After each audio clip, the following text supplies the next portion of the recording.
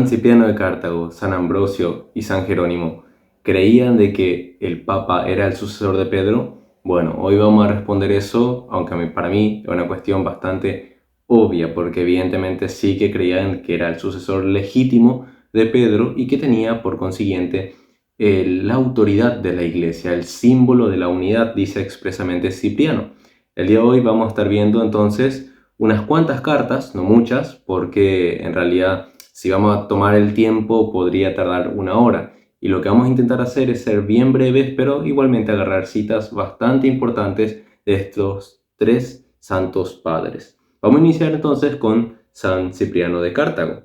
Esto estaría en su carta 75 a partir del verso 3. Dice lo siguiente: la Iglesia es una sola, y así como ella es una, no se puede estar a la vez dentro y fuera de la Iglesia.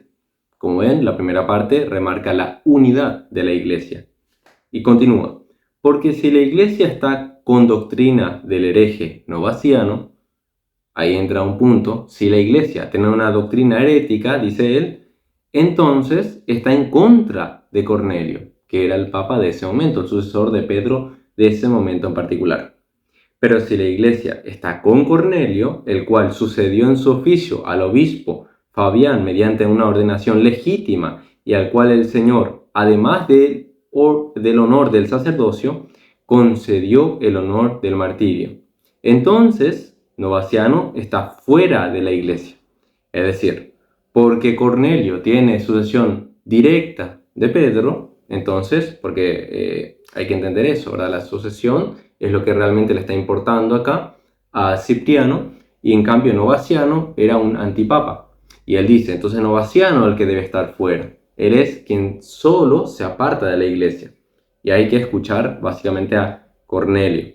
Pero continúa. Ni siquiera puede ser considerado como obispo, a Novaciano, ya que no sucedió a ninguno, y despreciando la tradición evangélica y apostólica, surgió por su propia cuenta.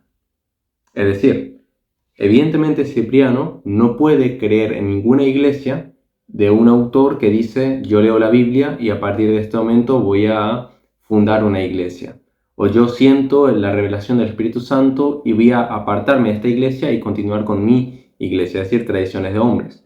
Sino que él, acá lo que cree Cipriano, evidentemente es que la iglesia debe ser continua. Él no cree otra cosa. Por consiguiente, Cipriano de Cartago no puede aceptar el protestantismo ni puede aceptar cualquier vertiente de evangelicalismo, porque para él es necesario la sucesión apostólica junto a la doctrina, porque este hereje novaciano, antipapa, queda excomulgado por el simple hecho, dice Cipriano, de que tenemos un sucesor legítimo, que es Cornelio. Y continúa: porque ya sabemos que quien no fue ordenado en la iglesia no pertenece a ella de ningún modo. Entonces, como vemos, Cipriano creía en una unidad de la iglesia y que esta unidad se ve reflejada en la legitimidad de sus obispos y que si no es legítimo no hay que hacerle caso a ninguno de estos. Por consiguiente, es todo un santo católico. Pero continuemos en su carta 59, verso 14. Después de todo esto, todavía, habiéndose dado un falso obispo, creación de los herejes, han tenido la audacia de hacerse a la vela y de llevar cartas de parte de los cismáticos y prófanos a la cátedra de Pedro. Miren cómo le llama, cátedra de Pedro. ¿Qué vendría siendo la cátedra de Pedro? Y bueno, ¿dónde está? Cornelio. Dice: a la iglesia principal, de la que brotó la unidad del sacerdocio. ¿Cómo? ¿Qué dice sobre la cátedra de Pedro y a la vez que es lugar de Cornelio? A la iglesia principal de la que brotó la unidad del sacerdocio. Y ni siquiera pensaron que aquellos son los mismos romanos, cuya fe alabó el apóstol cuando les predicó, a los que no debería tener acceso la perfidia. Perfecto. Nuevamente, él está hablando sobre la importancia de Roma. Entonces me parece un punto bastante relevante. Ahora bien, en su epístola cuarta a Cornelio, básicamente, se encuentra un escrito bastante extenso. Entonces yo le voy a resumir de la siguiente manera. que vamos a iniciar de la siguiente forma, porque es bastante extenso. Pedro, sobre quien la iglesia ha sido edificada por el Señor mismo, uno hablando por todos y respondiendo con la voz de la iglesia al decir: Señor, ¿a quién iremos? En Pedro, Cipriano, yo le voy a dejar el texto completo acá, más o menos acá o acá, o bien en la descripción les puedo dejar, y ahí van a ver el texto entero. Pero sea como sea, él está hablando de que Pedro es una figura de unidad, y esa misma figura se repite en Cornelio y cualquier sucesor del obispo romano. Como les dije, le voy a dejar en la descripción para que puedan ver todo el texto completo, porque es bastante largo. Yo simplemente quise leer esa partecita más chiquitita para no extender tanto. Por consiguiente, tenemos de que Cipriano de Cartago es imposible que tenga ni siquiera remotamente la idea evangélica o protestante, y sin embargo era un santo en todos los aspectos. Vamos a seguir con San Ambrosio, en su comentario a los 12 Salmos de David 40-30. Dice así: es a Pedro a quien le dice: tú eres Pedro y sobre esta roca edificaré mi iglesia. Donde está Pedro, atiendan, allí está la iglesia. Y donde está la iglesia, no hay muerte, sino vida eterna. Donde está Pedro, allí está la iglesia. ¿Cómo vas a interpretar ese pasaje si evidentemente Pedro ya murió hace añares? San Ambrosio escribe esto en el siglo IV. ¿Cómo entonces él va a interpretar que donde está Pedro, ahí está la iglesia? Si no hay una sucesión. Él está entendiendo que realmente hay una sucesión en el obispado y que es por medio de la figura de Pedro que sabemos que ahí está la iglesia, del sucesor de Pedro. Pero volvamos con Cipriano en su obra de la unidad de la iglesia, que dice así: el Señor habla a San Pedro y le dice: yo te digo que tú eres Pedro y sobre esta piedra edificaré mi iglesia, y las puertas del infierno no prevalecerán contra ella.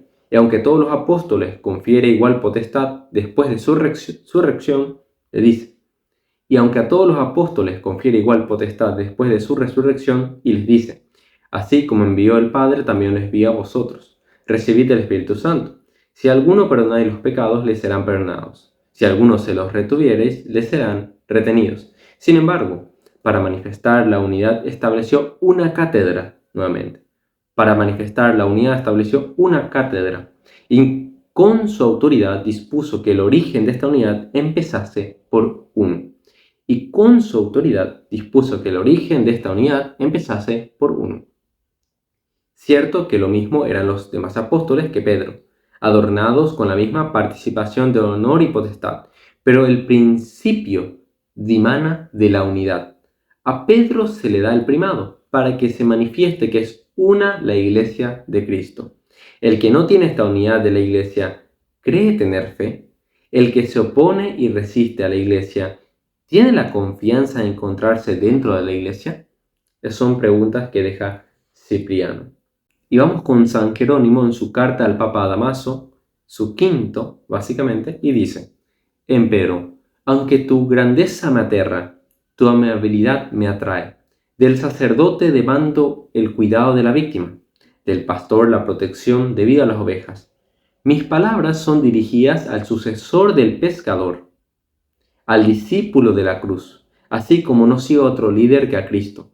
No comulgo con otro que con vuestra bendición, esto es, con la cátedra de Pedro, pues esta, yo sé, es la roca sobre la cual se edifica la iglesia. Esta es la sola casa donde el Cordero Pascual puede justamente ser comido. Esta es el arca de Noé, y quien no se encuentra en ella perecerá cuando prevalece el diluvio.